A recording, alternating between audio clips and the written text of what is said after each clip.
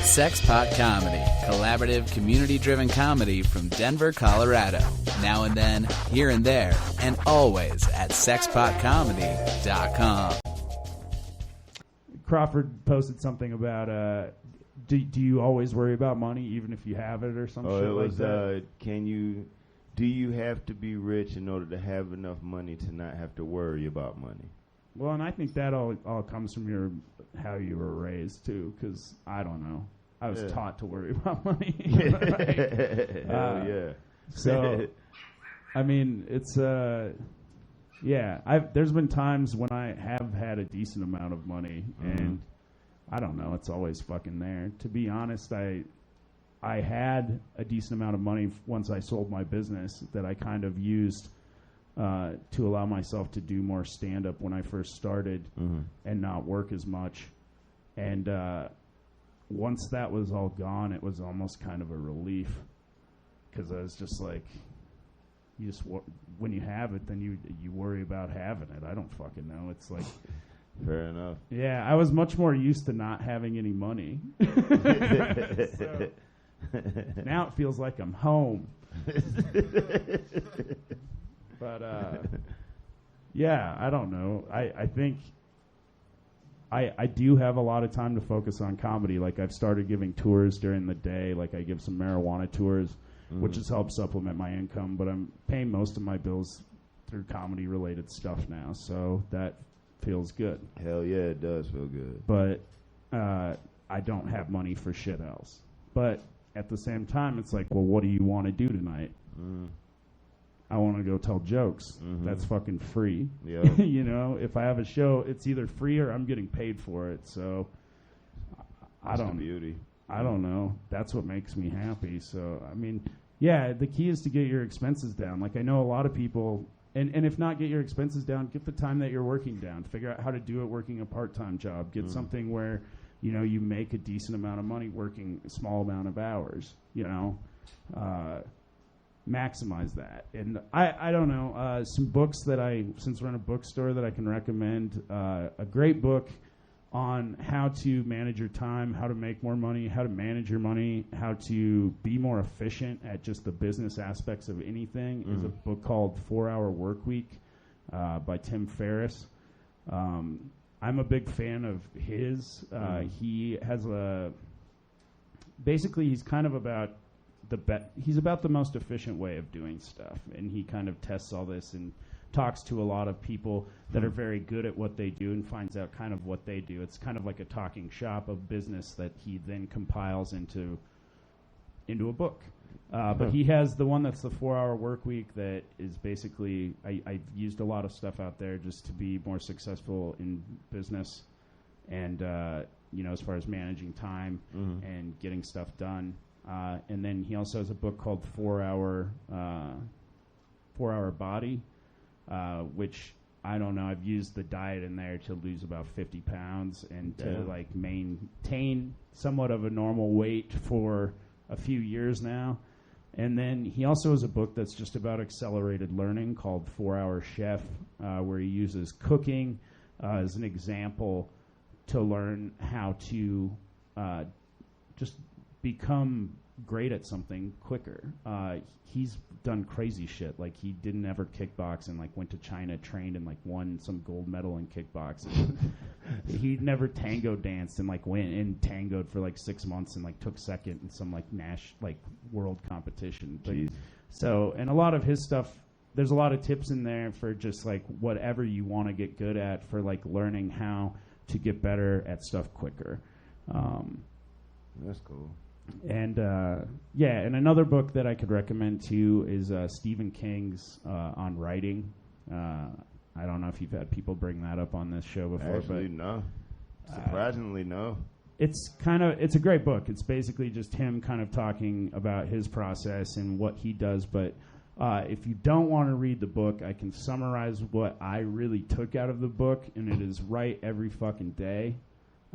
Get up. And another thing as far as my process is I usually try to at least a few days a week get up and just write on stuff in the morning. Like I said, I don't try and write jokes when I'm like I try to let those come about organically, but when it comes to writing like pilots or short stories or any of that kind of stuff,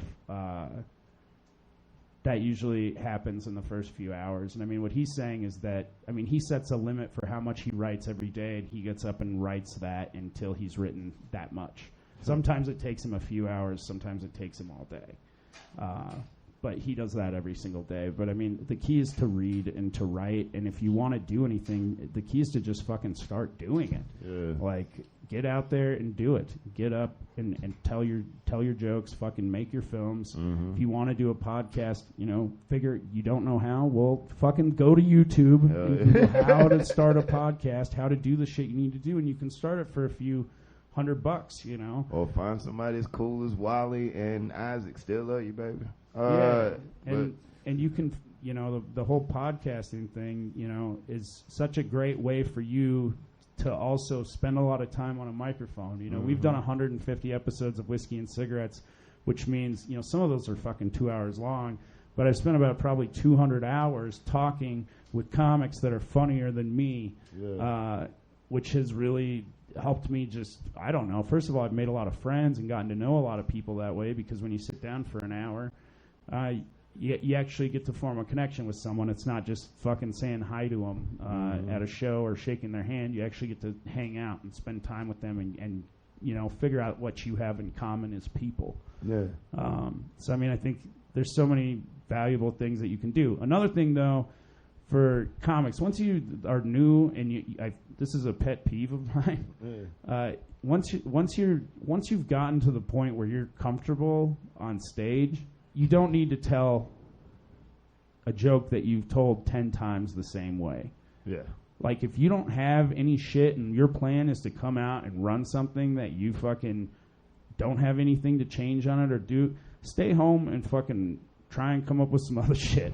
Fucking read a book. Fucking watch some shit. Go hang out with your friends that aren't comedians. I also think that is very important. That's like big. To form friendships outside of your relationships with comedians, because with your friendship with comedians, you always have, you know, especially if you're friends through comedy. Comedy's always a part of that relationship, and it's very great to just have people that just, you're fucking asshole Zac to them. You know, you're asshole Anthony. They don't give a fuck. They don't think you're funny. Yeah. They just want to fuck it. You know, they're your pals.